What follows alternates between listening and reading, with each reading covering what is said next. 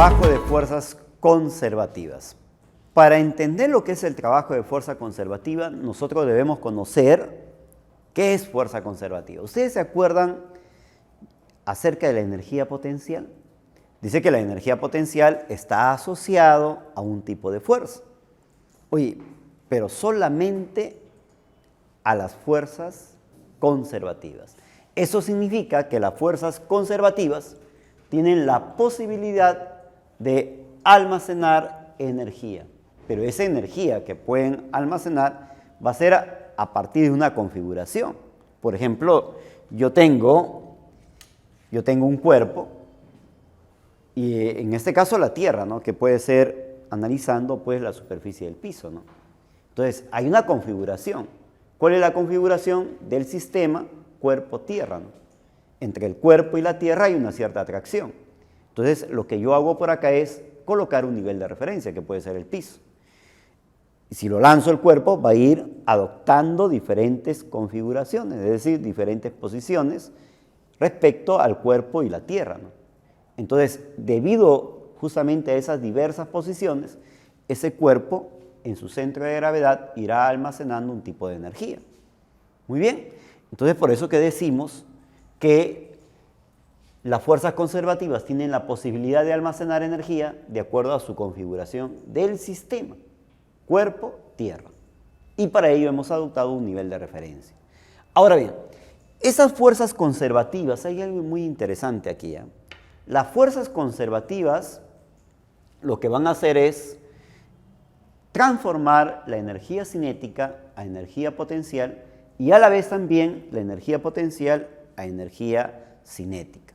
Pero en esas transformaciones que se producen de energía cinética a potencial y de potencial a cinética, estas fuerzas conservativas no generan pérdidas de la energía total.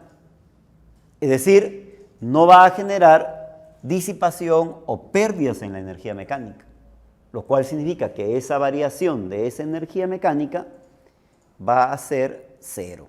Y eso lo vamos a empezar a estudiar a partir de ahora. Veamos ahora algunos puntos que debemos conocer con respecto a las fuerzas conservativas. Primer punto, el trabajo de las fuerzas conservativas es independiente de la trayectoria. Es decir, si hablamos de una fuerza conservativa, el trabajo que ellas van a desarrollar no depende de la trayectoria. Oye, el peso es una fuerza conservativa. Pero vamos a ver entonces qué ocurre en el trayecto número 1 y en el trayecto 2 con respecto a este mismo cuerpo, siguiendo diferentes trayectorias. Tú sabes perfectamente que el trabajo del peso, tanto en la trayectoria 1 como en la trayectoria 2, van a ser iguales. ¿Y esto por qué? Porque dicho trabajo del peso se va a calcular simplemente como mg por h. O sea, por más que se vaya por la trayectoria 1 o por más que se vaya por la trayectoria 2, el trabajo del peso es independiente de esta trayectoria, pero sí depende de la posición donde empezó y donde terminó. Y como en ambos casos empieza y culmina en el mismo punto, el trabajo del peso va a ser el mismo, lo cual significa que el peso es una fuerza conservativa. Pero ¿qué ocurre con la fuerza de rozamiento? ¿Será conservativa? No, ya que el trabajo de la fuerza de rozamiento va a depender del trayecto seguido por la partícula. No es lo mismo el trabajo del peso en esta trayectoria que el trabajo del peso durante toda esta trayectoria. Muy bien.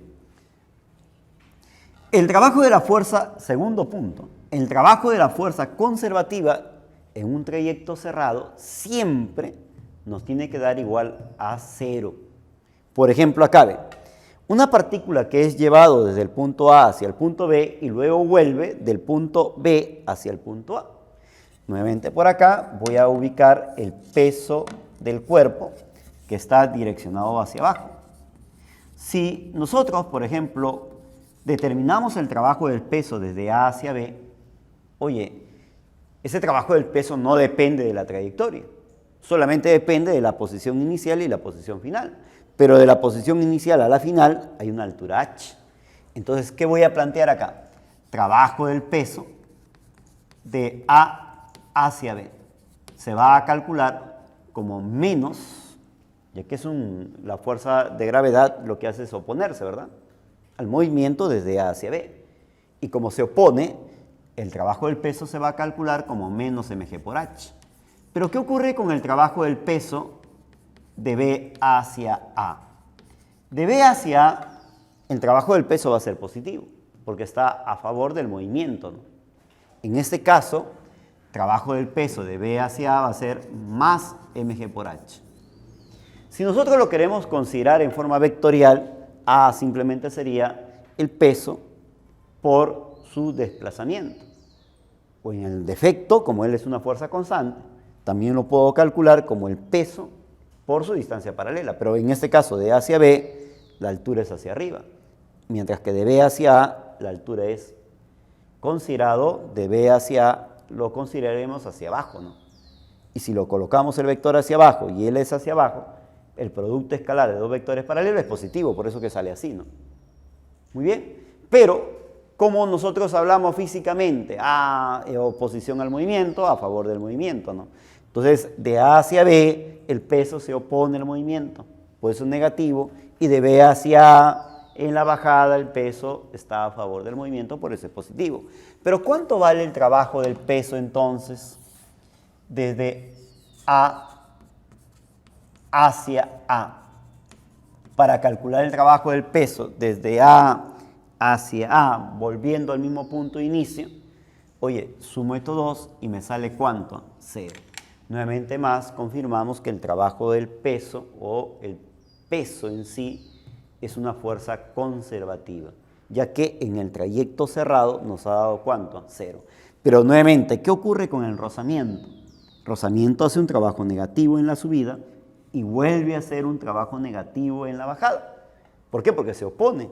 Acá va subiendo, se va oponiendo, acá en la bajada el cuerpo va bajando por la trayectoria y el rozamiento se va oponiendo, ¿no?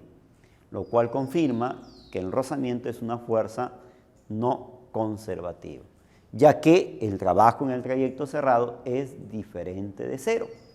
Muy bien, el último punto. La energía potencial es una magnitud característica de las fuerzas conservativas. De esto ya habíamos hablado ya acerca de energía potencial. La energía potencial era exclusivo o tenía cierta exclusividad con las fuerzas conservativas. Ahora bien, toda fuerza conservativa tiene asociada a ella una energía potencial. Esto hay que recordarlo, ¿ya? Todas las fuerzas conservativas están asociadas a las energías potenciales. Tal que el trabajo, escúchame, el trabajo de las fuerzas conservativas va a ser igual a menos la variación de la energía potencial. Esto es muy importante, ¿eh? Y esta variación de energía potencial, tú ya lo conoces. Lo voy a calcular como energía potencial final menos energía potencial inicial. Ahora bien, veamos entonces lo siguiente, ¿no? Consideremos una partícula que es llevado del punto 1 hacia el punto 2. Aquí usted sabe perfectamente que está el peso de la partícula.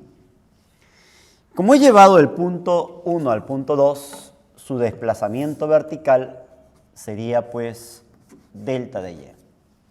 Tú sabes perfectamente que el trabajo del peso desde 1 hacia 2 se calcula como menos mg por delta de y.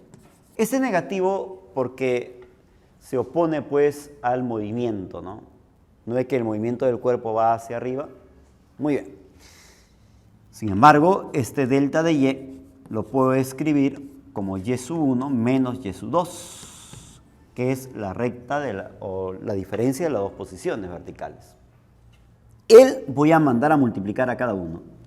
Si lo mando a multiplicar, acá tendría mg y sub 1 menos mg y sub 2. Y esto, no recordamos, ¿no? Se le llama energía potencial asociada a la partícula en la posición 1 respecto, en este caso, al eje de coordenadas. Entonces voy a colocar acá sería menos energía potencial en 1 y esto sería la energía potencial en 2. Y esto es final y este es inicial. Y nuevamente acá la resta, ¿qué me da?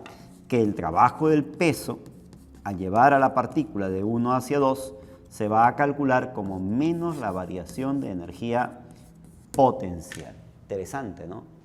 Entonces, estamos volviendo a recalcar que el trabajo de una fuerza conservativa es igual a menos la variación de energía potencial.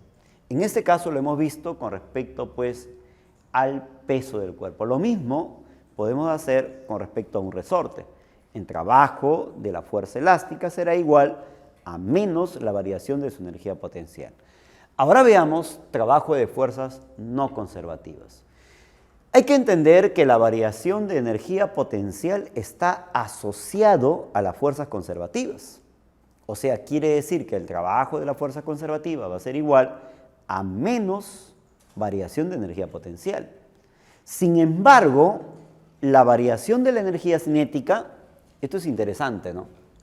En cambio, el teorema de la variación de la energía cinética es válido, escúchalo, la variación de la energía cinética es válido para todo tipo de fuerzas, sean o no sean conservativas. Entonces, en ese sentido, lo que he hecho por acá es agarrar un cuerpo, lo he lanzado en el punto A con cierta velocidad, que es la velocidad en el punto A. Y este es el valor de su rapidez. Y cuando pase por B, lo hará con otra rapidez. ¿Y qué vamos a plantear entonces? Que el trabajo neto, ¿y qué es el trabajo neto? Es la suma de los trabajos de todas las fuerzas que actúen sobre el cuerpo. Oye, pero ese trabajo neto es igual a la variación de la energía cinética. Ahí está, ¿ve? La variación de la energía cinética está asociada a todo tipo de fuerzas. Oye, pero este trabajo neto, si lo agrupamos, tendríamos trabajo del peso, trabajo de la fuerza elástica, trabajo del rozamiento, y si hubiera más fuerzas, trabajo de esas fuerzas. O sea, la suma de cada uno de los trabajos. Oye, como es el caso de acá, ¿no? Acá está la fuerza elástica, acá está el rozamiento, y por acá está el peso del cuerpo. Ahí está. Si nosotros agrupamos, ¿a qué agrupamos? A la suma de trabajo de fuerzas conservativas y agrupamos las otras fuerzas que no son no conservativas. ¿Qué tendríamos? Tendríamos por acá que el trabajo neto está dado como el trabajo de las fuerzas conservativas más el trabajo de fuerzas no conservativas. Ahí está. Y esto es igual a la variación de la energía cinética. Sin embargo, el trabajo de las fuerzas conservativas, volvemos a recordar, ¿no? Las fuerzas conservativas asociadas a la energía potencial. Pero el trabajo de las fuerzas conservativas es igual a menos la variación de energía potencial, más trabajo de fuerzas no conservativas. Y esto es igual a la variación de energía cinética. Muy bien. Él lo mando a sumar. Y al mandar a sumar, obtengo que el trabajo de las fuerzas no conservativas va a ser igual a la variación de energía cinética más la variación de energía potencial. Oye, pero la suma de las energías cinéticas y potenciales es lo que tú llamas con el nombre de energía mecánica. Y como acá hay variación, eso significa que el trabajo de las fuerzas no conservativas va a ser igual a la variación de la energía mecánica. Entonces, así voy a determinar el trabajo de las fuerzas no conservativas, como la variación de la energía mecánica.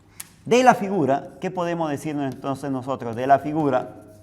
Oye, el trabajo de las fuerzas no conservativas, trabajo de fuerzas no conservativas, tomando en consideración desde A hacia B, ¿a qué va a ser igual? Variación de la energía mecánica, que significa final menos inicial. Entonces lo voy a escribir variación, estoy tomando de A hacia B, L es final y L es inicial. Esta variación significa energía mecánica final. ¿Final en dónde? En B, menos energía mecánica inicial, pero inicial ¿en dónde? En A.